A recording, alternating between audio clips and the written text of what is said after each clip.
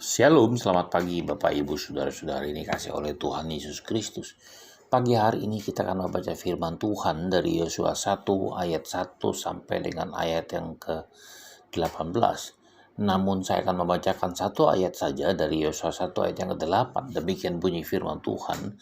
Janganlah engkau lupa memperkatakan kitab Taurat ini, tetapi renungkanlah itu siang dan malam, supaya engkau bertindak berhati-hati sesuai dengan segala yang tertulis di dalamnya. Sebab dengan demikian perjalananmu akan berhasil dan engkau akan beruntung. Saudara, Tuhan memiliki rancangan hidup yang berkemenangan terhadap kita sebagai pengikutnya, sebagai anak-anaknya dan sebagai umatnya. Tuhan sendiri berkata, sebab aku ini mengetahui rancangan-rancangan apa yang ada padaku mengenai kamu. Demikianlah firman Tuhan, yaitu rancangan damai sejahtera dan bukan rancangan kecelakaan, untuk memberikan kepadamu hari depan yang penuh harapan. Saudara, ayat ini dengan sangat-sangat jelas mengatakan bahwa Tuhan tidak merancangkan yang jahat terhadap anak-anaknya, tetapi sebaliknya saudara, bahwa Tuhan merancangkan kemenangan yang gemilang bagi setiap kita, sehingga kita pun mengalami kehidupan yang senantiasa berhasil dan beruntung. Saudara, ada perbedaan antara keberhasilan dan keberuntungan. Keberhasilan adalah sesuatu yang diraih melalui ketekunan, kerja keras, dan perjuangan. Keberhasilan tidak seperti durian yang jatuh dari pohon, saudara, atau dapat dicapai dalam semalam saja.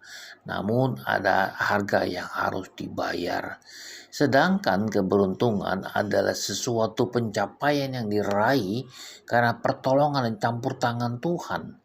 Saudara, ayat ini mengatakan, ingin menegaskan kepada kita bahwa perjalanan hidup orang Kristen, orang yang percaya sebagai anak-anaknya, sebagai umatnya, itu dirancang oleh Tuhan untuk mengalami keberhasilan dan keberuntungan.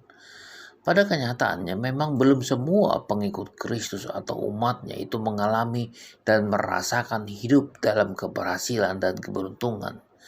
Kepada Yosua, Tuhan ingin memberikan satu petunjuk kepada Yosua, saudara. Yang pertama adalah bahwa kita harus kuat dan meneguhkan hati. Bahkan perkataan kuatkanlah dan teguhkanlah hatimu itu disampaikan sebanyak 2 kali, saudara. Berarti itu sangat penting. Mengapa? Karena seringkali kita itu mudah putus asa. Kita mudah down di dalam kehidupan kita, saudara. Seringkali ketika kita mengalami masalah sedikit saja, lalu kita berkata, aku sudah tidak kuat lagi.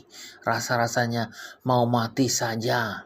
Saudara, kita harus merenungkan dan memperkatakan dan melakukan firman Tuhan. Apakah artinya itu, saudara? Artinya di dalam keadaan apapun juga bahwa kita tetap berpegang teguh kepada firman Tuhan. Sebab Tuhan Yesus berkata, jikalau kamu tinggal di dalam aku dan firmanku di dalam kamu, mintalah apa saja yang kamu kehendaki dan kamu akan menerimanya.